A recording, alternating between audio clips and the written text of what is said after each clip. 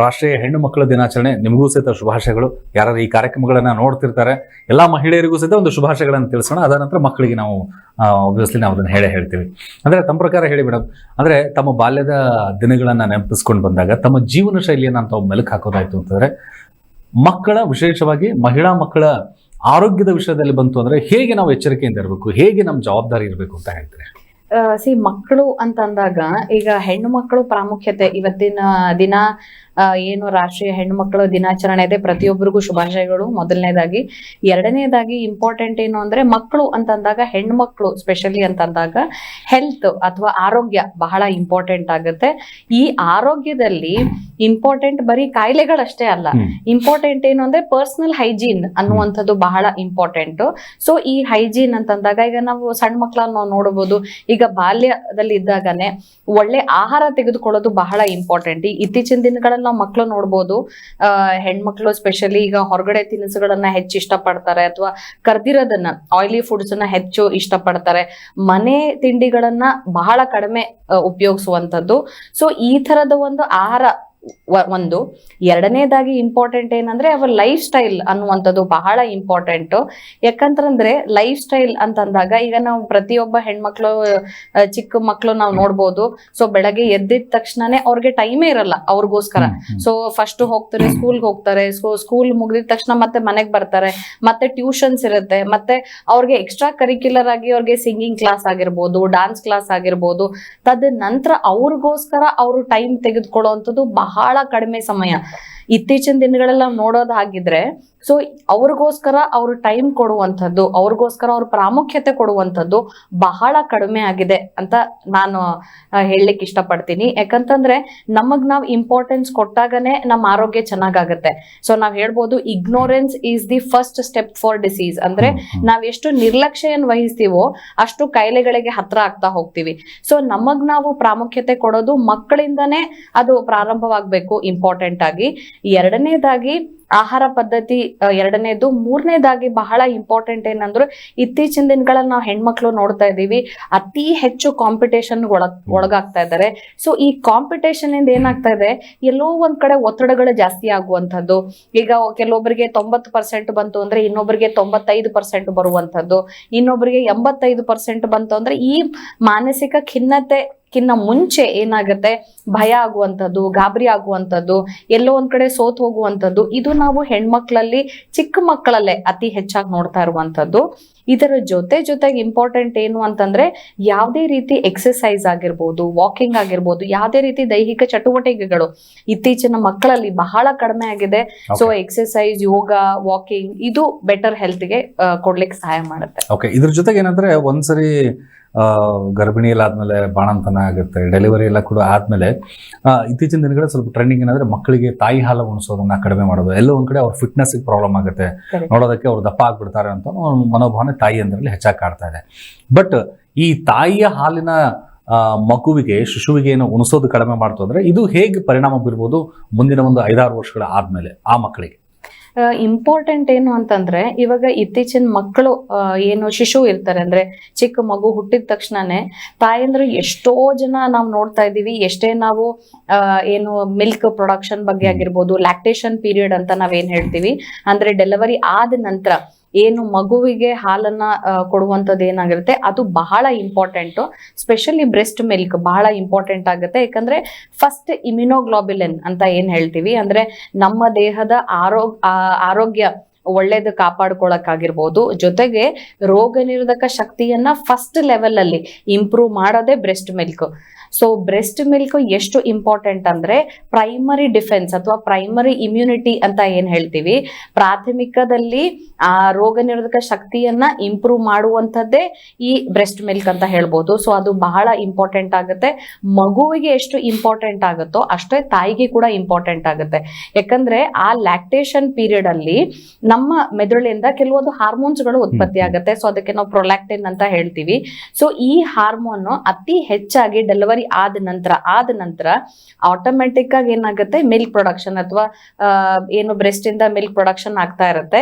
ಆ ಟೈಮಲ್ಲಿ ಯಾವಾಗ ಸಪ್ರೆಸ್ ಅಥವಾ ನಂಗೆ ಬೇಡ, ನಮ್ಗೆ ಮಗುವಿಗೆ ಹಾಲು ಕೊಡೋದು ಇಷ್ಟ ಇಲ್ಲ ಅಂತ ಅಂದಾಗ ಅಥವಾ ಅದನ್ನ ಪ್ರಿವೆಂಟ್ ಮಾಡಿದಾಗ ಏನಾಗುತ್ತೆ, ಆ ಹಾರ್ಮೋನ್ಸ್ ನೀವು ಫೋರ್ಸಿಬ್ಲಿ ಸಪ್ರೆಸ್ ಮಾಡಿದಾಗ ಏನಾಗುತ್ತೆ, ಪೀರಿಯಡ್ಸ್ ಮೇಲೆ ಅಥವಾ ಒಬೆಸಿಟಿ ಮೇಲೆ ಅಥವಾ ಕೊಲೆಸ್ಟ್ರಾಲ್ ಮೇಲೆ ಅಥವಾ ಬ್ರೆಸ್ಟ್ ಅಲ್ಲಿ ಗಂಟುಗಳಾಗಿ ನಾವು ನೋಡ್ತೀವಿ, ಫೈಬ್ರೋ ಅಡಿನೋಮಾ ಅಂತ ನೋಡ್ತೀವಿ, ಮಿಲ್ಕ್ ಡಕ್ಟ್ಸ್ ಗಳು ಕಂಪ್ಲೀಟ್ ಆಗಿ ಬ್ಲಾಕ್ ಆಗುವಂತದ್ದು ನೋಡ್ತೀವಿ. ಸೊ ಹಲವಾರು ಬೇರೆ ತರದ ಕಾಯಿಲೆಗಳು ತಾಯಂದ್ರಿಯಲ್ಲಿ ನೋಡ್ತಾ ಇರ್ತೀವಿ. ಅದರ ಜೊತೆಗೆ ಮಕ್ಕಳಲ್ಲಿ ಏನಾಗುತ್ತೆ, ಪ್ರಾಥಮಿಕವಾಗಿ ಅವರಲ್ಲಿರುವಂತಹ ರೋಗ ನಿರೋಧಕ ಶಕ್ತಿನೇ ಕ್ಷೀಣಿಸ್ತಾ ಹೋಗುತ್ತೆ. ಸೊ ಹಾಗಾಗಿ ಏನಾಗುತ್ತೆ, ಅಂತ ಮಕ್ಕಳಲ್ಲಿ ನಾವು ಕಾಯಿಲೆಗಳನ್ನ ಹೆಚ್ಚು ನೋಡ್ತಾ ಹೋಗ್ತೀವಿ. ಜೊತೆಗೆ ಬಹಳ ಇಂಪಾರ್ಟೆಂಟ್ ಏನು ಅಂತಂದ್ರೆ, ಈ ಒಂದು ಸ್ತನಪಾನದಿಂದ ಇಂಪಾರ್ಟೆಂಟ್ ಆಗುವಂತದ್ದೇನು ಅಂದ್ರೆ ತಾಯಿ ಮತ್ತೆ ಮಗುವಿಗಿರುವಂತ ಇಮೋಷನಲ್ ಅಟ್ಯಾಚ್ಮೆಂಟ್. ಸೊ ಇದು ಬಹಳ ಇಂಪಾರ್ಟೆಂಟ್ ಆಗುತ್ತೆ. ಸೊ ಯಾವಾಗ ಅಟ್ಯಾಚ್ಮೆಂಟ್ ಕಡಿಮೆ ಆಗತ್ತೋ ಅವಾಗ ಇಮೋಷನಲ್ ಡಿಸ್ಟರ್ಬೆನ್ಸಸ್ ಅಂದ್ರೆ ಮಾನಸಿಕವಾಗಿ ಮಕ್ಕಳು ಕುಗ್ತಾ ಹೋಗ್ತಾರೆ. ತಾಯಿಯಂದ್ರು ಕೂಡ ಅಷ್ಟೇನೆ, ಯಾವಾಗ ಫೋರ್ಸಿಬ್ಲಿ ಆ ಹಾರ್ಮೋನ್ಸ್ ಅನ್ನ ಪ್ರಿವೆಂಟ್ ಮಾಡೋದು ಅಥವಾ ಅದನ್ನ ಸಪ್ರೆಸ್ ಮಾಡೋದು ಅಥವಾ ಬೇಡ ಅಂತ ಅನ್ಕೊಂಡಾಗ ಏನಾಗುತ್ತೆ, ಅವಾಗ ಏನಾಗುತ್ತೆ ಅವರಲ್ಲಿ ಇಮೋಷನಲ್ ಡಿಸ್ಟರ್ಬೆನ್ಸಸ್ ಅಂದ್ರೆ ಒತ್ತಡಗಳಲ್ಲಿ ಒಳಗಾಗೋದು, ಅನಾವಶ್ಯಕವಾಗಿ ಕೋಪ ಬರುವಂತದ್ದು, ಭಯ ಆಗುವಂತದ್ದು, ಗಾಬರಿ ಆಗುವಂತದ್ದು.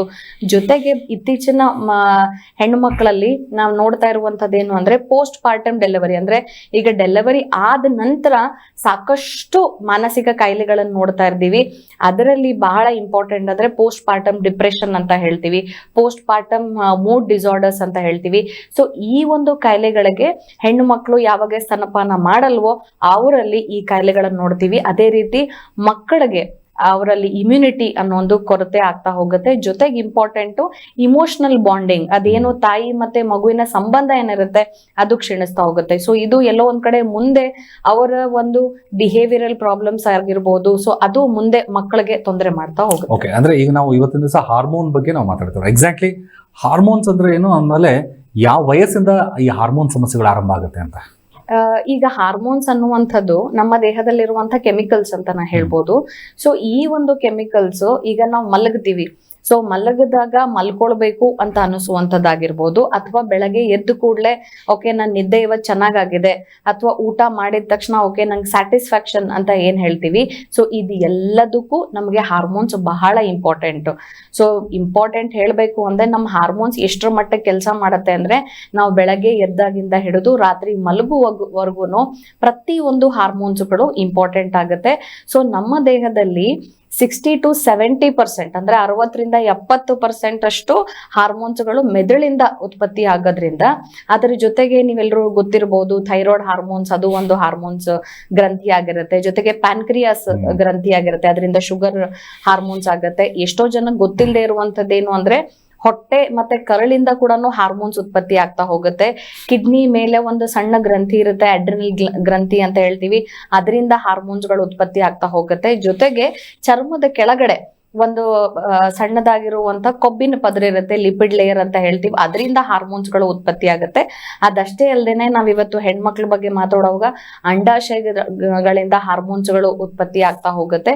ಸೊ ಸಾಕಷ್ಟು ಹಾರ್ಮೋನ್ಸ್ಗಳು ನಮ್ಮ ಪ್ರತಿಯೊಂದು ಜೀವನದ ಪ್ರತಿಯೊಂದು ರೂಟೀನ್ ಅಲ್ಲೂ ನಮ್ಮ ಲೈಫ್ ಸ್ಟೈಲ್ ಅಲ್ಲೂ ಕೂಡ ಹಾರ್ಮೋನ್ಸ್ ಬಹಳ ಇಂಪಾರ್ಟೆಂಟ್ ಆಗುತ್ತೆ. ಸೊ ಇದು ಇಂಪಾರ್ಟೆಂಟ್ ಆಗಿ ನಾವು ನೋಡುವಂತ. ಓಕೆ, ಅಂದ್ರೆ ಈ ಮಹಿಳೆಯರಲ್ಲಿ ಮಕ್ಕಳಲ್ಲಿ ವಿಶೇಷವಾಗಿ ಕಂಡು ಬರುವಂತಹ ಹಾರ್ಮೋನ್ ಸಮಸ್ಯೆಗಳು ಹೆಚ್ಚಾಗಿ ಅಂದ್ರೆ ಹೈಯೆಸ್ಟ್ ಇಶ್ಯೂಸ್ಗಳು ಅಥವಾ ಆ ಸಮಸ್ಯೆಗಳು ಕಂಡು ಬರೋದು ಹಾರ್ಮೋನ್ಸ್ ಅಲ್ಲಿ ಯಾವ ವಿಧದಲ್ಲಿ ಬರುತ್ತೆ, ಆಮೇಲೆ ಅದರ ಲಕ್ಷಣಗಳು ಹೇಗಿರುತ್ತೆ ಅಂತ? ಯೂಶಲಿ ಇವಾಗ ಹಾರ್ಮೋನ್ಸ್ ನಾವು ಮಕ್ಕಳಿಗೆ ತಗೊಳ್ತಾ ಹೋದ್ವಿ ಅಂದ್ರೆ, ಈಗ ಋತುಮತಿ ಆಗಕ್ಕಿಂತ ಮುಂಚೆ ನಾವು ನೋಡುವಂತದ್ದು ಹೆಣ್ಮಕ್ಳಲ್ಲಿ ಗ್ರೋತ್ ಹಾರ್ಮೋನ್ಸ್ ಅಂತ ಹೇಳ್ತೀವಿ, ಅಂದ್ರೆ ಬೆಳವಣಿಗೆಗೆ ಇಂಪಾರ್ಟೆಂಟ್ ಆಗಿರುವಂತ ಹಾರ್ಮೋನ್ಸ್ ಅಂತ ಹೇಳ್ತೀವಿ. ಸೊ ಎಷ್ಟೋ ಜನ ನಾವು ಹೆಣ್ಮಕ್ಳು ನೋಡ್ಬೋದು, ಒಂದು ಏಜ್ ವರ್ಗುನು ಅಂದ್ರೆ ಈಗ ಒಂದು 10 years ಆಗಿರ್ಬೋದು, 11 years ಆಗಿರ್ಬೋದು, ಅಲ್ಲಿವರೆಗೂ ಅವ್ರ ಹೈಟ್ ಬೆಳವಣಿಗೆ ಆಗ್ತಾ ಇರುತ್ತೆ.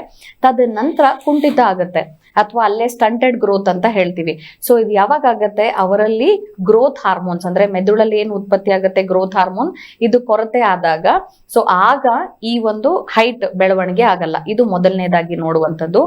ಎರಡನೇದಾಗಿ ನಾವು ನೋಡ್ಬೇಕಾಗಿದ್ದು, ಇತ್ತೀಚಿನ ದಿನಗಳಲ್ಲಿ ನಾವು 6 ವರ್ಷ ಮಗುವಿಂದ ಹಿಡಿದು 12 ವರ್ಷ ಮಕ್ಕಳವರೆಗೂ, ಹೆಣ್ಣು ಮಕ್ಕಳಲ್ಲಿ ಸ್ಪೆಷಲಿ ಒಬೆಸಿಟಿ ಅನ್ನುವಂಥದ್ದು ಅಂದ್ರೆ ಅತಿ ಹೆಚ್ಚಾಗಿ ದಪ್ಪ ಆಗುವಂಥದ್ದು ತುಂಬಾ ಮಕ್ಕಳಲ್ಲಿ ನಾವು ನೋಡ್ತಾ ಇದ್ದೀವಿ. ಅದರ ಜೊತೆಗೆ ಇಂಪಾರ್ಟೆಂಟ್ ಇಂಪಾರ್ಟೆಂಟ್ ಏನು ಅಂತಂದ್ರೆ ಅವರಲ್ಲಿ 2 ತರದ ವೆರೈಟೀಸ್ ನಾವು ನೋಡ್ತಾ ಇದೀವಿ. ಅಂದ್ರೆ ಒಬ್ರು ಅತಿ ಹೆಚ್ಚಾಗಿ ದಪ್ಪ ಇರುವಂತದ್ದು, ಇನ್ನೊಂದು ತೀರಾ ಸಣ್ಣ ಇರುವಂತದ್ದು, ಅಂದ್ರೆ ಲೀನ್ ವೇಟ್ ಅಥವಾ ವೇಟ್ ತುಂಬಾ ಕಮ್ಮಿ ಇರುವಂತದ್ದು, ಇಮ್ಯಾಸಿಯೇಟೆಡ್ ಬಾಡಿ ಅಂತ ಹೇಳ್ತೀವಿ. ಸೊ ಈ ರೀತಿ ಬಾಡಿನ ನಾವು ಅತಿ ಹೆಚ್ಚಾಗಿ ನೋಡ್ತಾ ಇರೋದು. ಸೊ ಈ ಒಂದು ಬಾಡಿ ಸ್ಟೈಲ್ಗಾಗಿರ್ಬೋದು ಅಥವಾ ಈ ತರದ ಒಂದು ಬಾಡಿಗೆ ಏನಾಗುತ್ತೆ, ಇದಕ್ಕೆ ಕೂಡ ಹಾರ್ಮೋನ್ಸ್ ಅನ್ನುವಂಥದ್ದು ಬಹಳ ಇಂಪಾರ್ಟೆಂಟ್ ಆಗ್ತಾ ಹೋಗುತ್ತೆ. ಒಟ್ಟಾರೆಯಾಗಿ ಅಂದ್ರೆ ಬೆಳೀತಾ ಇರುವಂತ ಹೆಣ್ಣು ಮಕ್ಕಳಲ್ಲಿ ಹಾರ್ಮೋನ್ ಸಮಸ್ಯೆಗಳು ಹೆಚ್ಚಾಗಿ ಕಂಡು ಬರುತ್ತೆ. ಇದು ವಯೋಸಹಜವಾಗಿ ಅಂದ್ರೆ ಬೆಳವಣಿಗೆ ತಕ್ಕ ಹಾಗೆ ಬರುವಂತಹ ಒಂದಿಷ್ಟು ಹಾರ್ಮೋನ್ ಸಮಸ್ಯೆಗಳು ಆದ್ರೂ ಸಹಿತ ಇನ್ನು ಋತುಮತಿ ಆದ್ಮೇಲೆ ಬರುವಂತಹ ಸಮಸ್ಯೆಗಳು ಏನೇನು ಇರಬಹುದು ಅನ್ನೋದನ್ನ ಕೂಡ ತಿಳ್ಕೊಳ್ಳೋಣ. ಜೊತೆಗೆ ತಾವು ಕೂಡ ಕರೆ ಮಾಡಿ ಮಾತಾಡಬಹುದು ಇವತ್ತಿನ ನೇರ ಪ್ರಸಾರದಲ್ಲಿ. ವಿಶೇಷವಾಗಿ ಮಹಿಳಾ ಮಕ್ಕಳಲ್ಲಿ ಕಂಡು ಬರುವಂತಹ ಹಾರ್ಮೋನ್ ಸಮಸ್ಯೆಗಳಿಗೆ ಏನೇನೆಲ್ಲ ಕಾರಣ ಇದೆ ಡಾಕ್ಟರ್ ಸ್ನೇಹ ಅವರು ಹೇಳ್ತಿದ್ದಾರೆ. ಹಲವಾರು ಕಾರಣಗಳು. ಒಂದು ಮಕ್ಕಳಿಗೆ ಎದೆ ಹಾಲು ಕುಡಿಸೋದ್ರಿಂದ ಹಿಡಿದು ತಾಯಿ ಒಂದ್ ಕಡೆ ಜೊತೆಗೆ ಮಗುವಿಗೂ ಸಹಿತ ಈ ಒಂದು ಸಮಸ್ಯೆಗಳು ಕಂಡು ಬರಬಹುದು. ಈಗ ಹಾರ್ಮೋನ್ಸ್ ವೇರಿಯೇಷನ್ಸ್ ಅಂದ ತಕ್ಷಣ ಒಂದು 11 ಅಥವಾ 12 ಬಿಫೋರ್ ಋತುಮತಿ ಆಗೋಕ್ಕಿಂತ ಮುಂಚೆ ಲಕ್ಷಣಗಳು ಹಾರ್ಮೋನ್ ವೇರಿಯೇಷನ್ಸ್ಗಳು ಆಗ್ತಾ ಇರುತ್ತೆ ಅಂತ ಹೇಳ್ತಿರ್ತಾರೆ ಪೇರೆಂಟ್ಸ್ಗಳು, ಅಥವಾ ಮುಖದಲ್ಲಿ ಮೊಡವೆಗಳಾಗಿರುವಂಥದ್ದು ಸಿಂಪ್ಟಮ್ಸ್ಗಳೆಲ್ಲ ಕಂಡು ಬರ್ತಾ ಇರುತ್ತೆ. ಇದು ಎಕ್ಸಾಕ್ಟ್ಲಿ ಕೆಲವೊಂದ್ಸರಿ ಏನಂತಾರೆ ಆ ಹಾರ್ಮೋನ್ಗಳ ಏರಿಳಿತದಲ್ಲಿ ಡಾಕ್ಟರ್ ಹತ್ರ ಹೋಗ್ತಾರೆ, ಒಬ್ರು ಯಾರೋ ಸ್ಕಿನ್ ಸ್ಪೆಷಲಿಸ್ಟ್ ಹತ್ರ ಹೋಗಿ ಗುಳ್ಳೆಗಳು ಜಾಸ್ತಿ ಆಗ್ತದೆ ಟ್ರೀಟ್ಮೆಂಟ್ಗಳನ್ನು ತೆಗೆದುಕೊಡ್ತಾರೆ. ಬಟ್ ಆ ಸಂದರ್ಭದಲ್ಲಿ ಸರಿ ಹೋಗುತ್ತೆ. ಬಟ್ ಓವರ್ ಆಲ್ ಕಂಪ್ಲೀಷನ್ ಹಾರ್ಮೋನ್ಸ್ಗಳು ಸರಿ ಹೋಗಬೇಕು ಅಂತಾರೆ, ವೇರಿಯೇಷನ್ ಹಂತದಲ್ಲಿ ಬರಬೇಕು ಅಂತಾರೆ, ಏನು ಟ್ರೀಟ್ಮೆಂಟ್ಗಳು ಸಜೆಸ್ಟ್ ಮಾಡ್ತೀರಿ? ಟ್ರೀಟ್ಮೆಂಟ್ ಒಂದು ಪಾರ್ಟ್ ಆಯ್ತು ಅಂತಂದ್ರೆ ಇಂಪಾರ್ಟೆಂಟ್ ಏನು ಅಂದ್ರೆ ಪ್ರಿವೆನ್ಷನ್ ಮಾಡ್ಕೊಳ್ಳುವಂಥದ್ದು ಬಹಳ ಇಂಪಾರ್ಟೆಂಟ್. ಈಗ ಅತಿ ಹೆಚ್ಚಾಗಿ ನಾನು ಹೇಳ್ತಿದ್ದಾಗ್ಲೇ ವೆಯ್ಟ್ ಗೇನ್ ಆಗುವಂಥದ್ದು. ಸೊ ಅದರ ಜೊತೆಗೆ ಇತ್ತೀಚಿನ ದಿನಗಳಲ್ಲಿ ನಾವು ಹೆಣ್ಮಕ್ಳನ್ನ ನೋಡ್ಬೋದು ಡೆವಲಪ್ಮೆಂಟಲ್ ಡಿಸಾರ್ಡರ್ಸ್ ಅಂತ ಹೇಳ್ತೀವಿ. ಅಂದ್ರೆ ಬೆಳವಣಿಗೆ ಕ್ರಿಯೆಯಲ್ಲೇನೆ ಸಾಕಷ್ಟು ತೊಂದರೆಗಳು ಉಂಟಾಗುವಂಥದ್ದು. ಕತ್ತು ಈಗ 3 ತಿಂಗಳಲ್ಲಿ ಕತ್ತು ಕುತ್ಕೊಳ್ಬೇಕು, ಸೊ ಅದು ಲೇಟ್ ಆಗುವಂಥದ್ದು. 6 ತಿಂಗಳ ನಂತರ ಕತ್ತು ಕುತ್ಕೊಳ್ಳುವಂಥದ್ದು ಅಥವಾ ಓಡಾಡುವಂಥದ್ದು.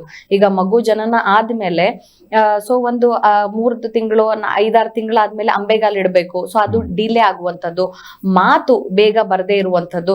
ಇತ್ತೀಚಿನ ದಿನಗಳಲ್ಲಿ ನಾವು ಅತಿ ಹೆಚ್ಚಾಗಿ ಈ ಒಂದು ಸಮಸ್ಯೆಗಳನ್ನು ನೋಡ್ತಾ ಇದೀವಿ. ಡೆವಲಪ್ಮೆಂಟಲ್ ಡಿಸಾರ್ಡರ್ಸ್ ಅಂತ ಅತಿ ಹೆಚ್ಚಾಗಿ ನೋಡ್ತಾ ಇರುವಂತ ಅದ್ರ ಬಗ್ಗೆ ಮಾತಾಡೋಣ. ಡೆವಲಪ್ಮೆಂಟಲ್ ಡಿಸಾರ್ಡರ್ ಬಗ್ಗೆ ತಿಳ್ಕೊಳ್ಳೋಣ. ಹಾಗೆ ಒಂದು ಕಾಲ್ ಇದೆ. ನಮಸ್ಕಾರ, ನಿಮ್ಮ ಹೆಸರು? ಬಸಮ್ಮ ಅವರೇ, ಜೋರಾಗಿ ಮಾತಾಡ್ರಿ. ಯಾಕೆ? ಹಾ, ಓಕೆ, ಕೇಳ್ರಿ. ಏನ್ ಪ್ರಶ್ನೆ ಕೇಳ್ರಿ? ಡಾಕ್ಟರ್ ಸ್ನೇಹ ಅವ್ರು ಇದ್ದಾರೆ.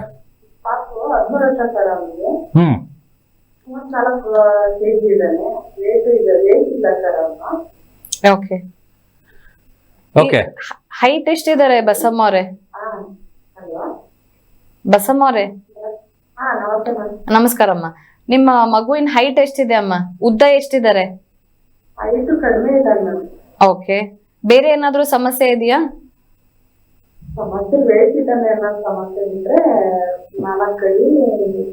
ವೇಟ್ ತೂಕ ಕಡಿಮೆ ಅದ ಅಂತನಾ? ತೂಕ ಜಾಸ್ತಿ ಇದೆಯಾ? ಎಷ್ಟಿರ್ಬೋದು? ಓಕೆ ಓಕೆ, 13 ವರ್ಷ ಅಂತ ಹೇಳ್ತಿದ್ದೀರಾ.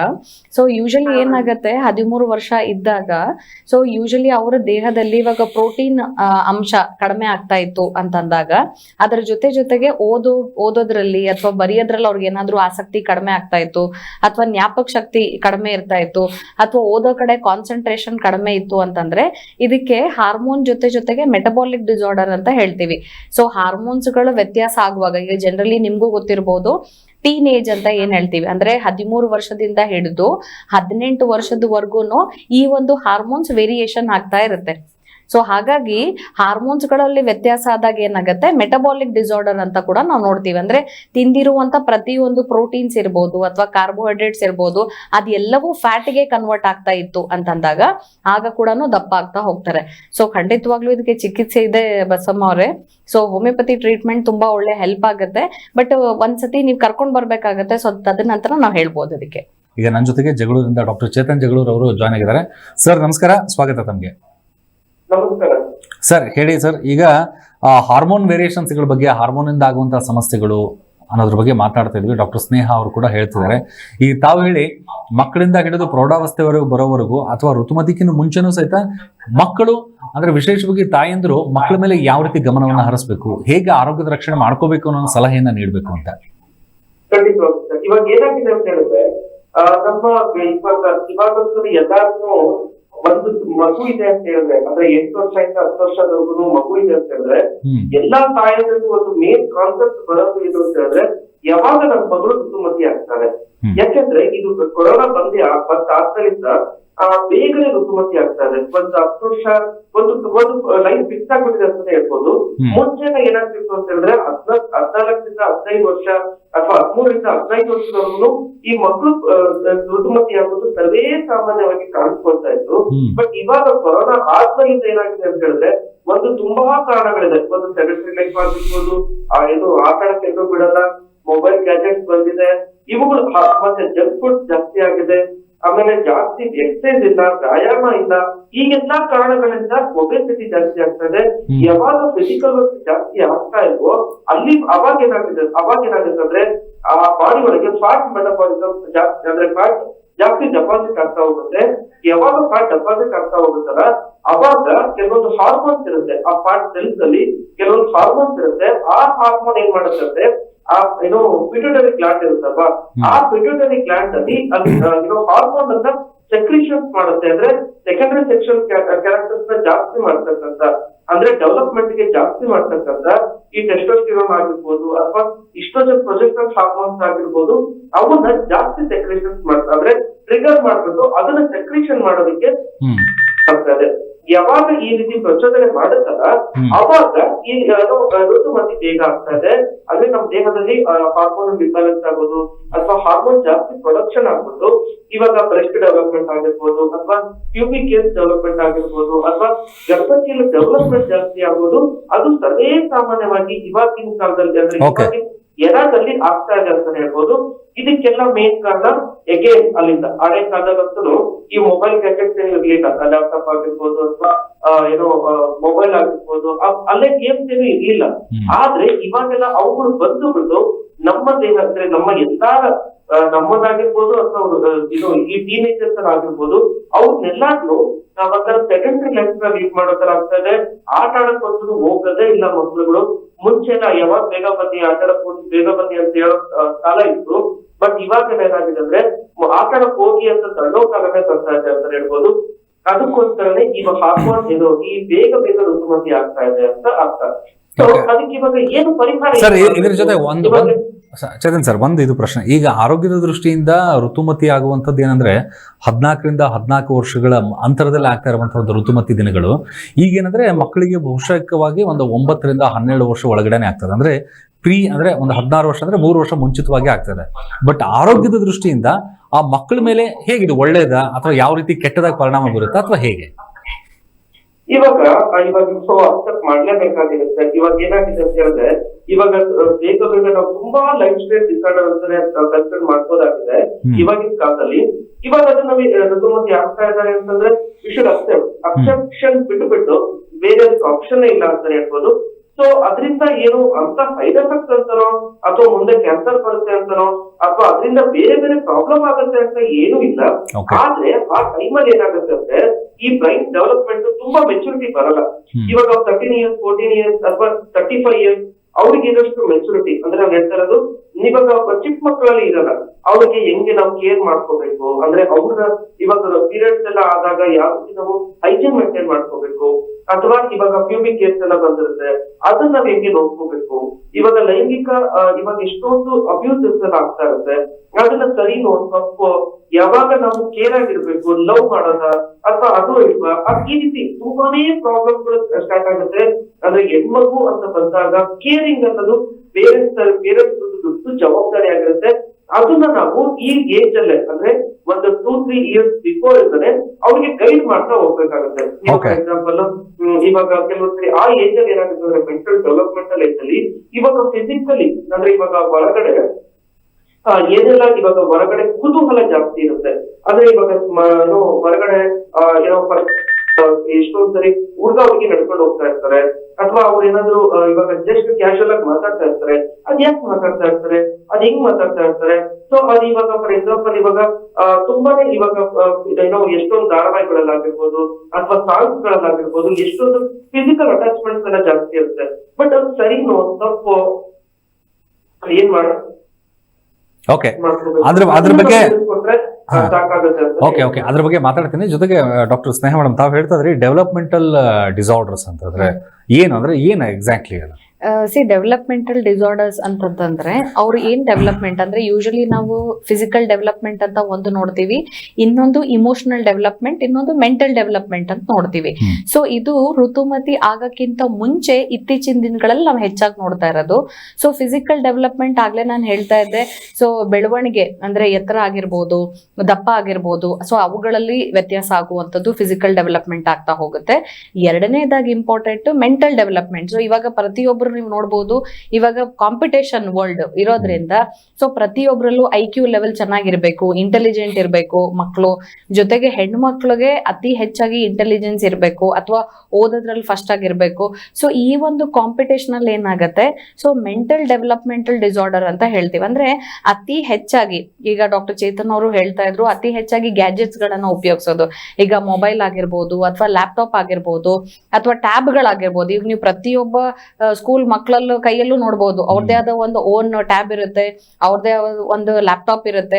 ಸೊ ಇದರಿಂದ ಏನಾಗುತ್ತೆ, ಈ ರೇಡಿಯೇಷನ್ಸ್ ಅನ್ನುವಂಥದ್ದು, ಮೊಬೈಲ್ ರೇಡಿಯೇಷನ್ಸ್ ಆಗಿರ್ಬೋದು ಅಥವಾ ಲ್ಯಾಪ್ಟಾಪ್ ಇಂದ ಬರುವಂತ ರೇಡಿಯೇಷನ್ಸ್ ಅಥವಾ ಟಿವಿಯಿಂದ ಬರುವಂತ ರೇಡಿಯೇಷನ್ಸ್ ಆಗಿರ್ಬೋದು, ಈ ರೇಡಿಯೇಷನ್ಸ್ ಏನ್ ಮಾಡತ್ತೆ ಅಂತಂದ್ರೆ ಅವರಲ್ಲಿ ಇರುವಂತಹ ಒಂದು ಬ್ರೈನ್ ಡೆವಲಪ್ಮೆಂಟ್ ಅಲ್ಲಿ ವೇರಿಯೇಷನ್ಸ್ ಆಗ್ತಾ ಹೋಗುತ್ತೆ. ಸೊ ಆಗೇನಾಗತ್ತೆ, ಅವ್ರಿಗೆ ಕಾನ್ಸಂಟ್ರೇಷನ್ ಹೆಚ್ಚೊತ್ತು ಮಾಡಕ್ಕಾಗಲ್ಲ.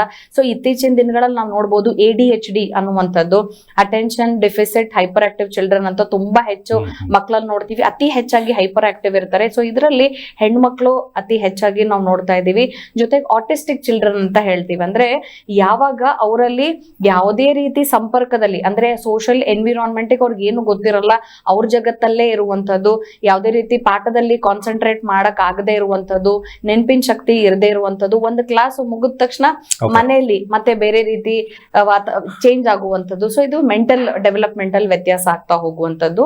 ಜೊತೆಗೆ ಇಮೋಷನಲ್ ಡೆವಲಪ್ಮೆಂಟ್ ಅಂತ ಹೇಳ್ತೀವಿ. ಇಮೋಷನಲ್ ಡೆವಲಪ್ಮೆಂಟ್ ಅಂದ್ರೆ ಅತಿ ಹೆಚ್ಚಾಗಿ ಇತ್ತೀಚಿನ ದಿನಗಳಲ್ಲಿ ಹೆಣ್ಮಕ್ಳು ಸ್ಪೆಷಲಿ ಅತಿ ಹೆಚ್ಚಾಗಿ ಹೈಪರ್ ಸೆನ್ಸಿಟಿವ್ ಇರೋ ಮಕ್ಕಳಿರ್ತಾರೆ. ಸೊ ಸಣ್ಣ ಪುಟ್ಟ ವಿಷಯಗಳಿಗೂ ಬೇಜಾರ್ ಮಾಡ್ಕೊಳ್ಳೋದು, ಚಿಕ್ಕ ಪುಟ್ಟ ವಿಷಯಗಳಿಗೆ ಬೇಜಾರಾಗುವಂಥದ್ದು, ಭಯ ಪಡುವಂಥದ್ದು, ಗಾಬರಿ ಆಗುವಂಥದ್ದು, ಅಥವಾ ಸಣ್ಣದೊಂದು ಏನಾದ್ರೂ ಅವ್ರ ಕ್ಲಾಸ್ ಅಲ್ಲಿ ಏನೋ ಒಂದು ಘಟನೆ ಆಯ್ತು ಅಂತಂದ್ರೆ ಅದರಿಂದ ಹೊರಗಡೆ ಬರ್ಲಿಕ್ಕೆ 3-4 ದಿನ ತೆಗೆದುಕೊಳ್ಳುವಂಥದ್ದು. ಇದು ಒಂದು ಕಡೆ ಆಯ್ತು ಅಂದ್ರೆ, ಇನ್ನೊಂದು ಕಡೆ ಈ ಒಂದು ಹೆಣ್ಮಕ್ಳು ಅವರ ತಂದೆ ತಾಯಿಗಾಗಿರ್ಬೋದು, ಅವರ ಕ್ಲಾಸ್ ಟೀಚರ್ಸಿಗಾಗಿರ್ಬೋದು, ಇವ್ರಿಗೆ ಯಾರಿಗೂ ಹೋಗಿ ಅವ್ರು ಇನ್ಫಾರ್ಮ್ ಮಾಡ್ತಾ ಇಲ್ಲ ಅಥವಾ ಕಂಪ್ಲೇಂಟ್ ಮಾಡ್ತಾ ಇಲ್ಲ.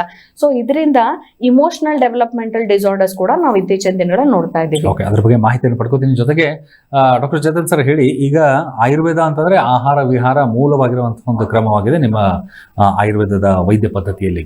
ಆದ್ರೆ ಮಕ್ಕಳ ಒಂದು ಹಾರ್ಮೋನ್ ಆರೋಗ್ಯಕರವಾಗಿರಬೇಕು ಅಂತಂದ್ರೆ ತಮ್ಮ ಆಹಾರ ಜೊತೆಗೆ ವಿಹಾರ ಯಾವ ರೀತಿ ಆರೋಗ್ಯಕ್ಕೆ ಸಹಕಾರಿ ಅಂತ ಹೇಳ್ಬೋದು?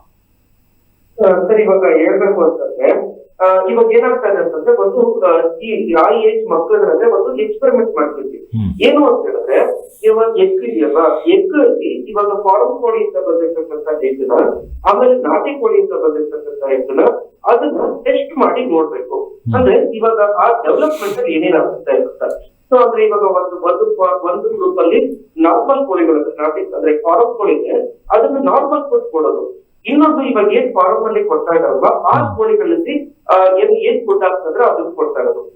ಅವ್ರ ಮತ್ತೆ ಕಂಟ್ರೋಲ್ ಗ್ರೂಪ್ ಅಂತ ಹೇಳಿ ಇವಾಗ 3 ಗ್ರೂಪ್ ನೋಡಿದ್ರೆ ಇವಾಗ ಅದೇನಾಗ್ತಾ ಇದೆ, ಅವ್ರಿಗೆ ಏನು ಹಾರ್ಮೋನಲ್ ಫುಡ್ ಎಲ್ಲ ಕೊಡ್ತಾ ಇದಾರಲ್ಲ ಅದರಿಂದ ತುಂಬಾ ದಪ್ಪ ಆಗುತ್ತೆ ಆ ಕೋಳಿಗಳು, ಆಮೇಲೆ ತುಂಬಾ ಬೆಳವಣಿಗೆ ಆಗುತ್ತೆ, ಆಮೇಲೆ ಎಗ್ಗು ಕೂಡ ಬೇಗ ಬರ್ತಾ ಇದೆ. ಅಂದ್ರೆ ಅರ್ಥ ಏನು ಅಂತಂದ್ರೆ, ಅವುಗಳಲ್ಲಿ ಇವಾಗ ಫಾರಂ ಕೋಳಿಗಳಲ್ಲಿ ಏನಾಗುತ್ತೆ ಅಂದ್ರೆ, ಇವಾಗ ಇಂಜೆಕ್ಷನ್ಸ್ ಆಗಿರ್ಬೋದು ಅಥವಾ ಫುಡ್ ಅಲ್ಲಿ ಆಗಿರ್ಬೋದು, ಅಲ್ಲಿ ಜಾಸ್ತಿ ಹಾರ್ಮೋನಲ್ ಇಂಬ್ಯಾಲೆನ್ಸ್ ಅಂದ್ರೆ ಹಾರ್ಮೋನ್ ಇವಾಗ ಏನಪ್ಪ ಕಮರ್ಷಿಯಲ್ ಆಗಿ ಅಲ್ಲಿ ಬೇಗ ಮೊಟ್ಟೆ ಬರ್ಬೇಕು ಅಥವಾ ಬೇಗ ಚಿಕನ್ ದಪ್ಪ ಆಗ್ಬೇಕಂದ್ರೆ ದೊಡ್ಡ ಆಗ್ಬೇಕು, ದುಡ್ಡು ಬರ್ಬೇಕು, ಅಷ್ಟೇ ತರಗಳಿರುತ್ತೆ. ಅವುಗಳಿಂದ ಏನಾಗ್ತದೆ ಅಂದ್ರೆ ಹೆಣ್ಣು ಮಕ್ಕಳಿಗೆ ಕೊಡ್ತಾ ಬರೋದ್ರಿಂದ ಅಲ್ಲಿ ಇವಾಗ ಇಸ್ಟ್ರೋಜನ್ ಪ್ರೊಜೆಸ್ಟರಾನ್ ಹಾರ್ಮೋನ್ಸ್ ಎಲ್ಲ ನಮ್ ದೇಹಕ್ಕೆ ಇಂಡೈರೆಕ್ಟ್ ಆಗಿ ಹೋಗ್ತಾ ಇರ್ತದೆ, ಡೈರೆಕ್ಟ್ಲಿ ಹೋಗ್ತಾ ಇರುತ್ತೆ ಅಂತ ಹೇಳ್ಬೋದು. ಸೊ ಅವಾಗ ಏನಾಗುತ್ತಂದ್ರೆ ನಮ್ಮ ದೇಹದಲ್ಲಿ ತುಂಬಾ ಬೆಳವಣಿಗೆಗಳು ಸ್ಟಾರ್ಟ್ ಆಗುತ್ತೆ, ಅಂದ್ರೆ ತುಂಬಾ ಚೇಂಜಸ್ ಆಗ್ತಾ ಹೋಗುತ್ತೆ. ಅವಾಗ ಋತುಮತಿ ಬೇಗ ಆಗೋದಕ್ಕೆ ಅದು ಒಂದು ಮೇನ್ ಕಾರಣ ಅಂತಾನೆ ಹೇಳ್ಬೋದು. ಇವಾಗ ನಾವು ಒಂದು ಸರ್ವೆ ಪ್ರಕಾರ ನಾವು ಇವಾಗ ಸುಮ್ಮನೆ ಕ್ಯಾಶುವಲ್ ಆಗಿ ಹೇಳ್ತಾ ಇರುವಾಗ, ಯಾರು ಕೋಳಿಗಳನ್ನ ಮತ್ತೆ ಎಸ್ಪೆಷಲಿ ಚಿಕನ್ ನ ಜಾಸ್ತಿ ತಿಂತಾ ಇರ್ತಾರೆ, ಎಗ್ ನ ಜಾಸ್ತಿ ತಿಂತಾ ಇರ್ತಾರೆ, ಅಂತ ಮಕ್ಕಳಲ್ಲಿ ತುಂಬಾ ಬೇಗ ಋತುಮತಿ ಆಗಿರೋದು ತುಂಬಾ ಕಾರಣ ಅಂತ ತುಂಬಾ ನಾವು ನೋಡ್ತಾನೆ ಇರ್ತೀವಿ. ಹಂಗಂತ ಹೇಳ್ಬಿಟ್ಟು ಇವಾಗ ನಾನ್ ವೆಜ್ ತಿನ್ನಲ್ಲ ಡಾಕ್ಟ್ರೆ, ನನ್ ಮೊಟ್ಟೆ ತಿನ್ನಲ್ಲ. ಸರ್ ಈ ಮೊಟ್ಟೆ ಅದೇ ಪ್ರಶ್ನೆ ಇತ್ತು ಈಗ For ಮೊಟ್ಟೆ example, ಇವಾಗ ಸರ್ ಮೊಟ್ಟೆ ತಿಂದೇ ಇರೋರು, ನಾನ್ ವೆಜ್ ತಿಂದೇ ಇರೋರು, ಅವ್ರಿಗೆ ಹಾರ್ಮೋನ್ ವೇರಿಯೇಷನ್ಸ್ ಆಗ್ತಾರೆ, ಅವ್ರಿಗೆ ಆಹಾರ ಕ್ರಮ ಹೇಗೆ, ಯಾವ ಕಾರಣದಿಂದ ಆಗ್ಬೋದು ಅಂತ? ಇವಾಗ ನಾನು ಅವಾಗ್ಲೇ ತಿಳಿಸ್ಕೊಡ್ತಾ ಇದ್ದೆ. ಇವಾಗ ಫಾರ್ ಎಕ್ಸಾಂಪಲ್ ಇವಾಗ ನಾನ್ ವೆಜ್ ಅಂದ್ರೆ ಏನೋ ವೆಜಿಟೇರಿಯನ್ ಸರ್, ನಾನು ಏನೂ ತಿಂತಾ ಇಲ್ಲ ಅಂತ ಹೇಳಿದ್ರೆ, ಇವಾಗ ಗಿಡಗಳು ಮತ್ತೆ ಇವಾಗ ಫುಡ್ ಐಟಮ್ಸ್ ಏನಿದೆ ಬೆಳೀತಾ ಇದಾರಲ್ವಾ, ಅದರಲ್ಲಿ ಯೂರಿಯಾ ಹಾಕೋದು ಅಥವಾ ಅದರಲ್ಲಿ ಇರ್ತಕ್ಕಂಥ ಪೆಸ್ಟಿಸೈಡ್ಸ್ ಆಗಿರ್ಬೋದು, ಅವುಗಳಿಂದಲೂ ಕೂಡ ಈ ನಮ್ಮ ದೇಹದಲ್ಲಿ ಅದ್ರ ಬೆಳವಣಿಗೆ ಆಗ್ತಾ ಇದೆ. ಜೊತೆಗೆ ಇವಾಗ ಋತುಮತಿ ಜಾಸ್ತಿ ಆಗೋದಕ್ಕೆ ಅದನ್ನು ಒಂದು ಕಾರಣ ಅಂತಾನೆ ಹೇಳ್ಬೋದು. ಸೊ ಹಂಗಾಗ್ಬಿಟ್ಟು ಇವಾಗ ಲಕ್ಸುರಿ ಮುಂಚೆ ಏನಂತಂದ್ರೆ ಫೋನ್ ಇಟ್ಕೊಂಡ್ರೆ ಲಕ್ಸುರಿ, ಆಮೇಲೆ ಟಿವಿ ಇಟ್ಕೊಂಡ್ರೆ ಲಕ್ಸುರಿ, ಮತ್ತೆ ಇವಾಗ ಕಾರ್ ಇಟ್ಕೊಂಡ್ರೆ ಲಕ್ಸುರಿ ಅಂತ ಇತ್ತು. ಬಟ್ ಇವಾಗ ಏನಾಗಿದೆ ಅಂತ ಹೇಳಿದ್ರೆ, ಯಾರು ಆರ್ಗ್ಯಾನಿಕ್ ಫುಡ್ ತಿಂತಾರೆ ಅವರು ಲಕ್ಸುರಿ ಅಂತ. ಇವಾಗ ಹಂಗಾಗ್ಬಿಟ್ಟು ಸಾವಯವವಾಗಿ ಬೆಳೀತಕ್ಕಂತ ಆಹಾರ ಏನಿದೆ ಅದು ಸ್ವಲ್ಪ ಕಾಸ್ಟ್ಲಿ ಅಂತಾನೆ ಹೇಳ್ಬೋದು, ಬಟ್ ಅದು ತಿನ್ನೋದ್ರಿಂದ ತುಂಬಾ ಹೆಲ್ತಿ ಇರುತ್ತೆ ಅಂತ.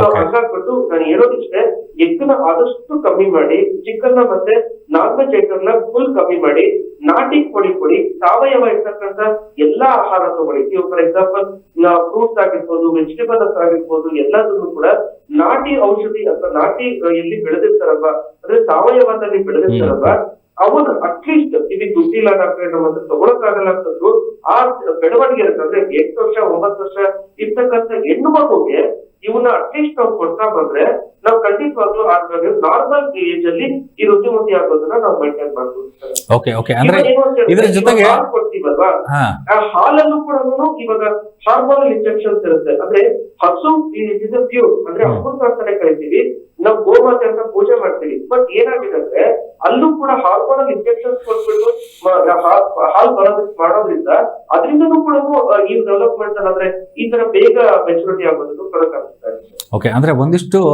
ಮನೆಮದ್ದುಗಳು ಹೇಳೋದಾಯ್ತು ಅಂದ್ರೆ ಒಂದು ಹಾರ್ಮೋನ್ಗಳಲ್ಲಿ ವ್ಯತ್ಯಾಸ ಆಗೋದು ಬೇಡ, ನಮ್ಮ ಹಾರ್ಮೋನ್ಸ್ಗಳು ಚೆನ್ನಾಗಿರ್ಬೇಕು, ಆರೋಗ್ಯಕರವಾಗಿರ್ಬೇಕು ಅಂತಂದ್ರೆ ವಿಶೇಷವಾಗಿ ಮಕ್ಕಳು ಪ್ರೌಢಾವಸ್ಥೆಗಿಂತ ಮುಂಚೆ ಇರುವಂತಹ ಮಕ್ಕಳಿಗೆ ಯಾವ ಒಂದಿಷ್ಟು ಮನೆಮದ್ದುಗಳನ್ನ ತಾವು ಸಜೆಸ್ಟ್ ಮಾಡ್ತೀರಾ?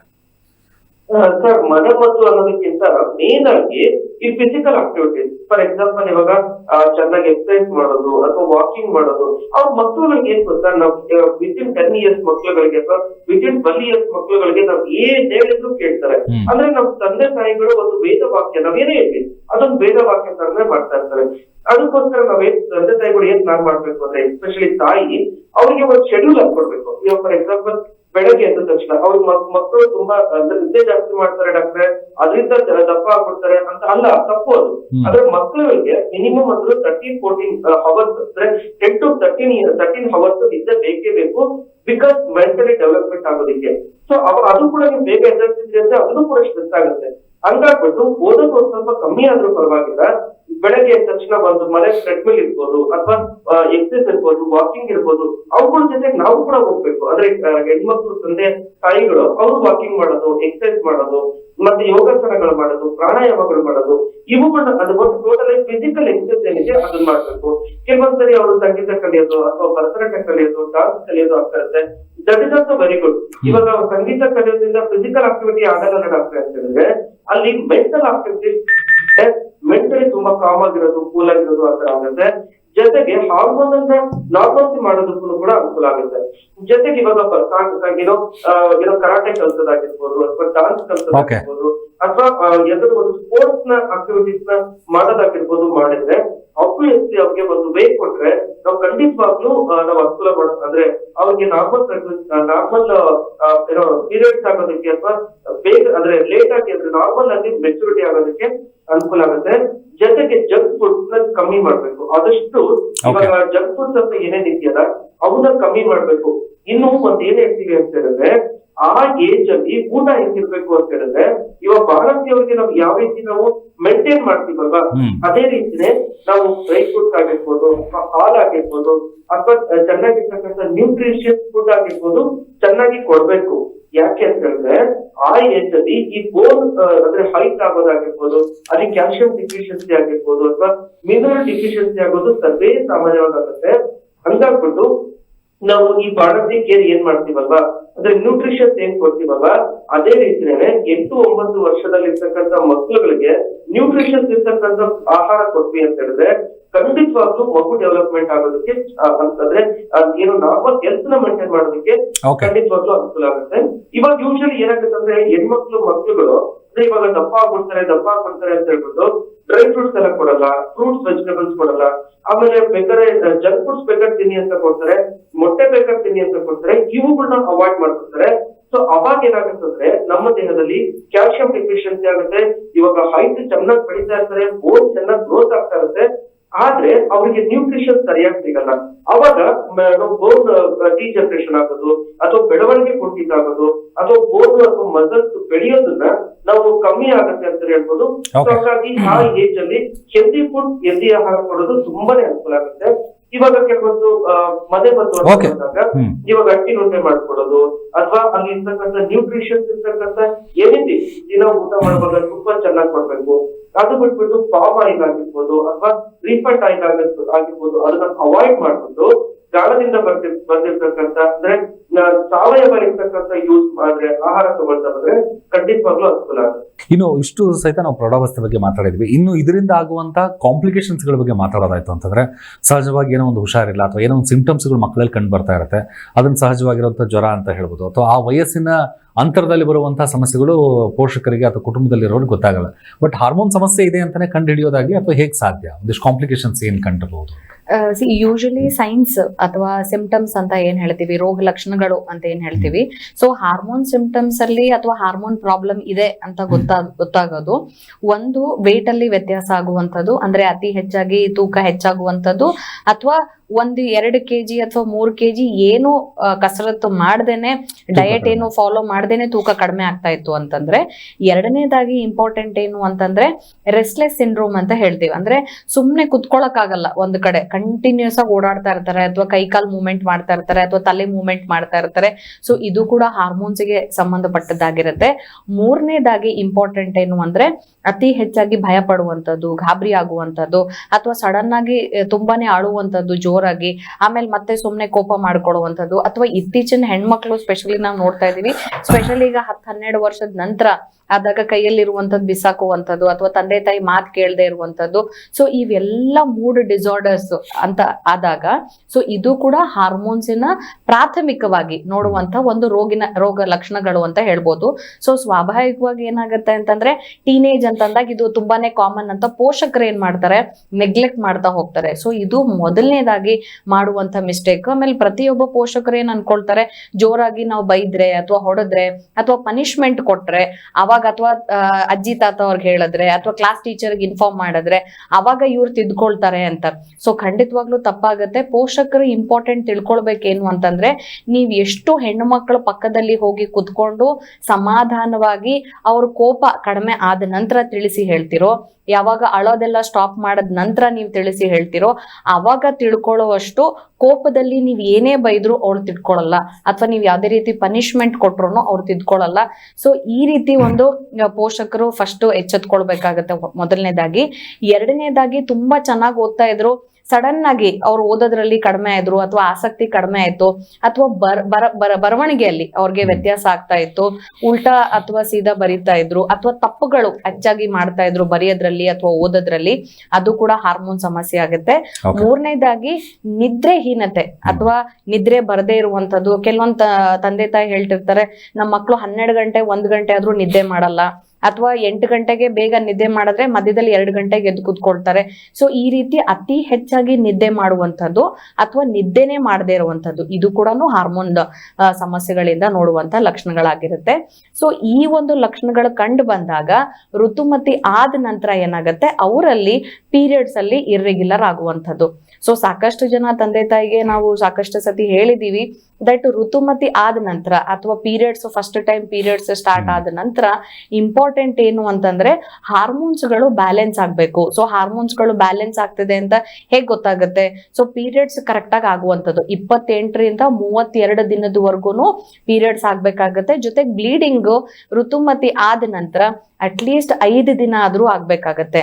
4ರಿಂದ 5 ದಿನ ಆಗ್ತಾ ಇತ್ತು ಅಂದ್ರೆ ಸೊ ಆಗ ಹಾರ್ಮೋನ್ಸ್ಗಳು ಕರೆಕ್ಟ್ ಆಗಿದೆ ಅಂತ ಅರ್ಥ, ಮೊದಲನೇದು.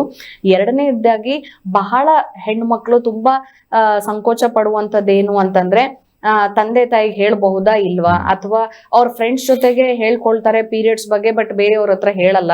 ಸೊ ಈ ರೀತಿಯಾದ ಒಂದು ಕೆಲವೊಂದ್ಸತಿ ಈಗ ಫಸ್ಟ್ ಟೈಮ್ ಪೀರಿಯಡ್ಸ್ ಆದ ನಂತರ ತುಂಬಾ ಹೊಟ್ಟೆ ನೋವು ಬರುವಂತದ್ದು, ಅಥವಾ ಅವರಲ್ಲಿ ಬ್ಲೀಡಿಂಗ್ ಹೋಗದೇ ಇಲ್ಲ, ಅಂದ್ರೆ ತುಂಬಾ ಕಡಿಮೆ ಸ್ಕ್ಯಾಂಟಿ ಬ್ಲೀಡಿಂಗ್ ಆಗುವಂಥದ್ದು. ಸೊ ಇದರಿಂದ ಏನಾಗತ್ತೆ, 1 ವರ್ಷದವರೆಗೂ ಹಾರ್ಮೋನ್ಸ್ ಗಳಲ್ಲಿ ಬ್ಯಾಲೆನ್ಸ್ ಆಗ್ಲಿಲ್ಲ, ಅಥವಾ 6 months ಒಳಗಡೆ ಹಾರ್ಮೋನ್ಸ್ ಬ್ಯಾಲೆನ್ಸ್ ಆಗ್ಲಿಲ್ಲ ಅಂದ್ರೆ ತದನಂತರ ಇದು PCOD ಅನ್ನೋ ಒಂದು ಕಾಯಿಲೆಗೆ ಹೋಗುವಂಥದ್ದು, ಅಥವಾ ಗರ್ಭಕೋಶದಲ್ಲಿ ಗಡ್ಡೆಗಳಾಗುವಂಥದ್ದು, ಅಥವಾ ಗರ್ಭಕೋಶ ಅತಿಯಾಗಿ ದಪ್ಪ ಆಗುವಂಥದ್ದು, ಅಥವಾ ಅಂಡಾಶಯಗಳು ದಪ್ಪ ಆಗುವಂಥದ್ದು. ಇತ್ತೀಚೆಗೆ ನಾವು ಚಾಕ್ಲೇಟ್ ಸಿಸ್ಟ್ ಅಂತ ಹೇಳ್ತೀವಿ, ಫಾಲಿಕ್ಯುಲರ್ ಸಿಸ್ಟ್. ಸೊ ಈ ತರದ್ದು ಗುಳ್ಳೆಗಳು ಅಂಡಾಶಯದಲ್ಲಿ ಅತಿ ಹೆಚ್ಚಾಗಿ ಈ ತರದ ಸಮಸ್ಯೆಗಳನ್ನ ನೋಡ್ತಾ ಇದೀವಿ ಹಾರ್ಮೋನ್ಸ್ ಇಂದ ಕಾಂಪ್ಲಿಕೇಶನ್ಸ್ ಆಗಿ. ತದನಂತರ ಅತಿ ಹೆಚ್ಚಾಗಿ ಬ್ಲೀಡಿಂಗ್ ಆಗುವಂಥದ್ದು, ಅಂದ್ರೆ 10-15 ದಿನದವರೆಗೂ ರಕ್ತಸ್ರಾವ ಆಗುವಂಥದ್ದು ಒಂದನೇದು. ಎರಡನೇದಾಗಿ 15 ದಿನಕ್ಕೊಂದ್ಸತಿ ಪೀರಿಯಡ್ಸ್ ಆಗುವಂಥದ್ದು. ಸೊ ಈ ರೀತಿಯಾದ ಲಕ್ಷಣಗಳು ಕಾಣಿಸ್ತಾ ಇತ್ತು ಅಂದ್ರೆ ಇದು ಕೂಡ ಮುಂದೆ ಅಟ್ಲೀಸ್ಟ್ 3 ತಿಂಗಳು ಇದೇ ರೀತಿ ಪೀರಿಯಡ್ಸ್ ಕಾಣಿಸ್ಕೊಳ್ತಾ ಇತ್ತು ಅಂದ್ರೆ ತಂದೆ ತಾಯಿ ಆಗಿರ್ಬೋದು ಅಥವಾ ಮಕ್ಕಳಾಗಿರ್ಬೋದು, ದಯವಿಟ್ಟು ಒಂದ್ಸತಿ ಸ್ಕ್ಯಾನಿಂಗ್ ಮಾಡಿಸೋದು. ಜೊತೆಗೆ ರಕ್ತ ಪರೀಕ್ಷೆಯಲ್ಲಿ ಹಾರ್ಮೋನ್ಸ್ ಗಳನ್ನ ಪರೀಕ್ಷೆ ಮಾಡೋದು ಬಹಳ ಇಂಪಾರ್ಟೆಂಟ್. ಯಾಕಂದ್ರೆ ಯಾವ ಒಂದು ಹಾರ್ಮೋನ್ ತೊಂದರೆ ಆಗಿದೆ, ನಾಗ್ಲೇ ಹೇಳ್ತಾ ಇದ್ದೆ, ಸುಮಾರು 70ರಿಂದ 100 ಹಾರ್ಮೋನ್ಸ್ ಗಳು ನಮ್ಮ ದೇಹದಲ್ಲಿ ಉತ್ಪತ್ತಿ ಆಗುತ್ತೆ. ಸೊ ಯಾವ ಹಾರ್ಮೋನ್ ಇಂದ ತೊಂದರೆ ಆಗ್ತಾ ಇದೆ, ಯಾವ ಹಾರ್ಮೋನ್ಸ್ ಇಂದ ಅವರಲ್ಲಿ ಪೀರಿಯಡ್ಸ್ ಅಲ್ಲಿ ಅತಿ ಹೆಚ್ಚಾಗಿ ಬ್ಲೀಡಿಂಗ್ ಆಗ್ತಾ ಇದೆ, ಅಥವಾ ಹೊಟ್ಟೆ ನೋವು ತುಂಬಾ ಬರ್ತಾ ಇದೆ, ಅಥವಾ ರಕ್ತಸ್ರಾವ ತುಂಬಾ ಕಡಿಮೆ ಆಗ್ತಾ ಇದೆ, ಅಥವಾ 3 ತಿಂಗಳು 4 ತಿಂಗಳಾದ್ರೂ ಪೀರಿಯಡ್ಸ್ ಆಗ್ತಾ ಇಲ್ಲ. ಸೊ ಇದು ಯಾವ ಹಾರ್ಮೋನ್ಸ್ ಸಂಬಂಧಪಟ್ಟಿದ್ದು ಅದನ್ನ ತಿಳ್ಕೊಂಡು ತದನಂತರ ಚಿಕಿತ್ಸೆಯನ್ನು ಕೊಡ್ಬೋದು. ಓಕೆ, ಇದ್ರ ಜೊತೆಗೆ ಏನಂದ್ರೆ ಈಗ ಡಾಕ್ಟರ್ ಚೇತನ್ ಜಗಳೂರು ಅವರು ಹೇಳಿದ್ರು ಒಂದಿಷ್ಟು ಆಯುರ್ವೇದ ಸಿದ್ಧಾಂತದ ಬಗ್ಗೆ. ಈಗ ಹೋಮಿಯೋಪತಿ ಅಂದ್ರೆ ಫಾರ್ ಎಕ್ಸಾಂಪಲ್ ನಮ್ಮ ಹೋಮಿಯೋಪತಿ ಇಲ್ಲ ಅಥವಾ ಹೋಮಿಯೋಪತಿ ಚಿಕಿತ್ಸೆ ಈ ಒಂದು ಹಾರ್ಮೋನ್ ಸಮಸ್ಯೆಯಿಂದ ಬಳಲ್ತಾ ಇರೋರಿಗೆ ಹೇಗೆ ಸಹಕಾರಿಯಾಗುತ್ತೆ, ಆಮೇಲೆ ಯಾವ ಸಂದರ್ಭದಲ್ಲಿ ಹೋಮಿಯೋಪತಿ ಚಿಕಿತ್ಸೆನ ಪಡ್ಕೊಂಡ್ರೆ ಒಳ್ಳೇದು ಅಂತ? ನಾವು ಹೋಮಿಯೋಪತಿಯಲ್ಲಿ ಇಂಪಾರ್ಟೆಂಟ್ ಆಗಿ ಏನ್ ಮಾಡ್ತೀವಿ ಅಂದ್ರೆ ನಾವು ರೂಟ್ ಕಾಸ್ ಅಥವಾ ಎಲ್ಲಿ ಈ ಹಾರ್ಮೋನ್ಸ್ ಗಳ ತೊಂದರೆ ಸ್ಟಾರ್ಟ್ ಆಗಿದೆ, ಈಗಾಗ್ಲೇ ನಾವು ಮಾತಾಡ್ತಾ ಇದ್ದೆ, ಕೆಲವೊಂದು ಮಕ್ಕಳಲ್ಲೇ ಸ್ಟಾರ್ಟ್ ಆಗುತ್ತೆ, ಕೆಲವೊಂದ್ಸತಿ ಋತುಮತಿ ಆದ ನಂತರ ಸ್ಟಾರ್ಟ್ ಆಗುತ್ತೆ, ಕೆಲವೊಂದು ಮಹಿಳೆಯರಿ ಗರ್ಭಿಣಿ ಆದ ನಂತರ ಡೆಲಿವರಿ ಆದ ನಂತರ ಸ್ಟಾರ್ಟ್ ಆಗುತ್ತೆ, ಇನ್ನು ಕೆಲವೊಂದು ಹೆಣ್ಮಕ್ಳಲ್ಲಿ ಗರ್ಭಿಣಿ ಇದ್ದಾಗನೇ ಹಾರ್ಮೋನ್ ಸಮಸ್ಯೆಗಳು ಕಾಣಿಸ್ಕೊಳ್ಳುತ್ತೆ. ಇತ್ತೀಚಿನ ದಿನಗಳಲ್ಲಿ ನಾವು ನೋಡ್ಬೋದು, ಗರ್ಭಿಣಿ ಇದ್ದಾಗನೇ BP ಬರುವಂಥದ್ದು, ಶುಗರ್ ಬರುವಂಥದ್ದು, ಥೈರಾಯ್ಡ್ ಸಮಸ್ಯೆಗಳು ಬರುವಂಥದ್ದು. ಸೊ ಈ ಎಲ್ಲಾ ಹಾರ್ಮೋನ್ ಸಮಸ್ಯೆಗಳು ಯಾವ ಕಾರಣಕ್ಕಾಗಿ ಬಂದಿದೆ? ಸೊ ಅವರಲ್ಲಿ ದೈಹಿಕ ಚಟುವಟಿಕೆಗಳು ಅಂದ್ರೆ ಫಿಸಿಕಲ್ ಆಕ್ಟಿವಿಟೀಸ್ ಕಡಿಮೆ ಆಗಿ ಬರ್ತಾ ಇದೆಯಾ, ಅಥವಾ ಮೆಂಟಲ್ ಸ್ಟ್ರೆಸ್ ಅಂದ್ರೆ ಮಾನಸಿಕ ಒತ್ತಡಗಳು ಹೆಚ್ಚಾಗಿ ಬರ್ತಾ ಇದೆಯಾ, ಅಥವಾ ಮೂರನೇದಾಗಿ ಆಹಾರದಂದು ಒಂದು ಕೊರತೆಯಿಂದ. ಈಗ ನಾವು ನೋಡ್ಬೋದು ಮಕ್ಕಳಲ್ಲಿ ರಕ್ತಹೀನತೆ ಅನ್ನುವಂಥದ್ದು ಅತಿ ಹೆಚ್ಚಾಗಿ, ಅಂದ್ರೆ ಬ್ಲಡ್ ಕಡಿಮೆ ಇರುವಂತದ್ದು, ಇದನ್ನ ಅತಿ ಹೆಚ್ಚಾಗಿ ನೋಡುವಂಥದ್ದು. ಸೊ ಈ ಕಾರಣದಿಂದ ಬರ್ತಾ ಇದೆಯಾ? ಸೊ ಯಾವ ಕಾರಣದಿಂದ ಅವರಲ್ಲಿ ಹಾರ್ಮೋನ್ ಸಮಸ್ಯೆ ಆಗ್ತಿದೆ ಮೊದಲನೇದಾಗಿ. ಎರಡನೇದಾಗಿ ಪರೀಕ್ಷೆ ಮಾಡಿದ ನಂತರ ಯಾವ ಹಾರ್ಮೋನ್ಸ್ ಅಲ್ಲಿ ವ್ಯತ್ಯಾಸ ಆಗಿದೆ, ಈಸ್ಟ್ರೋಜನ್ ಜಾಸ್ತಿ ಆಗಿದೆಯಾ ಅಥವಾ ಈಸ್ಟ್ರೋಜನ್ ಕಡಿಮೆ ಆಗಿದೆಯಾ. ಇತ್ತೀಚಿನ ದಿನಗಳಲ್ಲಿ ನಾವು ಕಾರ್ಟಿಸೋಲ್ ಹಾರ್ಮೋನ್ಸ್ ಅಂತ ಹೇಳ್ತೀವಿ, ಅಂದ್ರೆ ಸ್ಟ್ರೆಸ್ ಹಾರ್ಮೋನ್ ಅನ್ನುವಂಥದ್ದು. ಸೊ ಈ ಹಾರ್ಮೋನ್ ಅತಿ ಹೆಚ್ಚಾದಾಗ ಅಥವಾ ಕಡಿಮೆ ಆದಾಗ, ಸೊ ಇವುಗಳನ್ನ ತಿಳ್ಕೊಂಡು ತದನಂತರ ನ್ಯಾಚುರಲ್ ಆಗಿ ನೈಸರ್ಗಿಕವಾಗಿ ಅವರ ಪೀರಿಯಡ್ಸ್ ಕರೆಕ್ಟ್ ಆಗಿ ಆಗ್ತಾ ಹೋಗ್ಬೇಕು, ಅಥವಾ ಅವರಲ್ಲಿ ಹಾರ್ಮೋನ್ ಸಮಸ್ಯೆಗಳಿಂದ ಯಾವುದೇ ಸಮಸ್ಯೆ, ತೂಕ ಹೆಚ್ಚು ಅಥವಾ ತೂಕ ಕಡಿಮೆ ಅಥವಾ ಕಾನ್ಸಂಟ್ರೇಷನ್ ಪ್ರಾಬ್ಲಮ್ ಇರ್ಬೋದು, ಈ ತರದ್ ಯಾವುದೇ ಸಮಸ್ಯೆಗಳಿದ್ರು ತದನಂತರ ಏನಾಗುತ್ತೆ, ಯಾಕಂದ್ರೆ ಇದನ್ನ ನಾವು ಕರೆಕ್ಟ್ ಆಗಿ ಪರಿಹಾರ ಕೊಡ್ಲಿಲ್ಲ, ಹೋಮಿಯೋಪತಿಯಲ್ಲಿ ನಾವು ನೈಸರ್ಗಿಕವಾಗಿ ನ್ಯಾಚುರಲ್ ವೇಸ್ ಅಲ್ಲಿ ಇದನ್ನ ಕರೆಕ್ಟ್ ಮಾಡ್ತೀವಿ. ಒಂದು ಜೊತೆಗೆ ಪೀರಿಯಡ್ಸ್ ತಂತಾನೆ ಆಗ್ಬೇಕು, ಯಾವ ಹಾರ್ಮೋನ್ಸ್ ಕೊರತೆ ಆಗಿತ್ತು ಅದನ್ನ ಬ್ಯಾಲೆನ್ಸ್ ಮಾಡ್ಲಿಕ್ಕೆ ಮೆಡಿಸಿನ್ಸ್ ಕೊಟ್ಟ ನಂತರ ಪೀರಿಯಡ್ಸ್ ತಂತಾನೆ ರೆಗ್ಯುಲರ್ ಆಗ್ಬೇಕು. ಮೂರನೇದಾಗಿ ಪೀರಿಯಡ್ಸ್ ಜೊತೆಗೆ ಅವ್ರಿಗೆ ಯಾವುದೇ ರೀತಿ ಬೇರೆ ಬೇರೆ ಸಿಂಪ್ಟಮ್ಸ್ ಗಳು ಇದ್ದಾಗ ಕೂಡ, ಈಗ ಕೆಲವೊಬ್ರಲ್ಲಿ PCOD ಇತ್ತು, ಅದ್ರ ಜೊತೆಗೆ ಇನ್ಫರ್ಟಿಲಿಟಿ ಪ್ರಾಬ್ಲಮ್ ಇತ್ತು, ಆ ತರದ ಸಮಸ್ಯೆಗಳು ಕಾಂಪ್ಲಿಕೇಶನ್ಸ್ ಆಗ್ಬಾರ್ದು.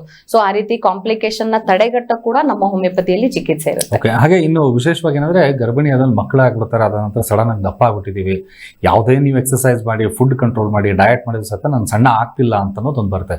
ಇದು ಕೂಡ ಮತ್ತೆ ನಾವು ಹಾರ್ಮೋನ್ ಸಮಸ್ಯೆಯಿಂದ ಆಗುತ್ತೆ ಅಂತ ಹೇಳ್ಬೋದು ಅಥವಾ ಹೇಗೆ? ಹೌದು, ಖಂಡಿತವಾಗ್ಲು. ಯಾಕಂದ್ರೆ ನಾವು ಮುಂಚಿನ ದಿನಗಳಲ್ಲಿ ನಾವು ನೋಡ್ಬೋದು, ಸೊ ಡೆಲಿವರಿ ಆದ ನಂತರ ಸಾಕಷ್ಟು ಕಟ್ಟುನಿಟ್ಟುಗಳು ಅವರಲ್ಲಿ ಮಾಡ್ತಾ ಇರುವಂತದ್ದು, ಅಂದ್ರೆ ಬೆಚ್ಚಗಿರ್ಬೇಕು ಅಥವಾ ಇದೇ ತರದ ಆಹಾರ ತೆಗೆದುಕೊಳ್ಬೇಕು ಅಂತ. ಬಟ್ ಇತ್ತೀಚಿನ ಹೆಣ್ಣು ಮಕ್ಕಳು ಹೇಗಿದ್ದಾರೆ ಅಂದ್ರೆ ಅವ್ರಿಗೆ ಯಾವುದೇ ಒಂದು ರಿಸ್ಟ್ರಿಕ್ಷನ್ಸ್ ಇಷ್ಟ ಆಗಲ್ಲ, ಅಥವಾ ಈ ಆಹಾರ ಪದ್ಧತಿ ಫಾಲೋ ಮಾಡಬೇಡಿ ಅಂತಂದ್ರೆ ಅವ್ರಿಗೆ ಬೇಜಾರಾಗುವಂಥದ್ದು. ಅಟ್ಲೀಸ್ಟ್ ನಾರ್ಮಲ್ ಆಗಿ ಮಾಡುವಂಥದ್ದು ಏನು ಅಂದ್ರೆ ಬಿಸಿ ಊಟ ಮಾಡುವಂಥದ್ದು ಬಹಳ ಇಂಪಾರ್ಟೆಂಟು, ಬಿಸಿ ನೀರು ಬಳಸುವಂಥದ್ದು ಬಹಳ ಇಂಪಾರ್ಟೆಂಟು.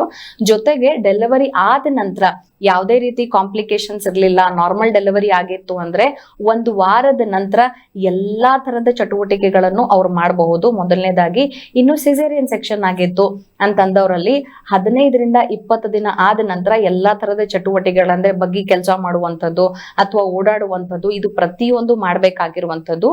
ಎರಡನೇದಾಗಿ ಇಂಪಾರ್ಟೆಂಟ್ ಏನು ಅಂತಂದ್ರೆ ಆಹಾರವನ್ನ ಮಿತಿಯಾಗಿ ತೆಗೆದುಕೊಳ್ಬೇಕು ಒಂದು. ಎರಡನೇದಾಗಿ ಹೊರಗಿನ ಪದಾರ್ಥಗಳನ್ನ ಯಾವುದು ತೆಗೆದುಕೊಳ್ಬಾರ್ದು. ಸೊ ಮನೆ ಊಟ ಎಷ್ಟು ಮಾಡ್ತೀರಾ ಅಷ್ಟು ಒಳ್ಳೇದು.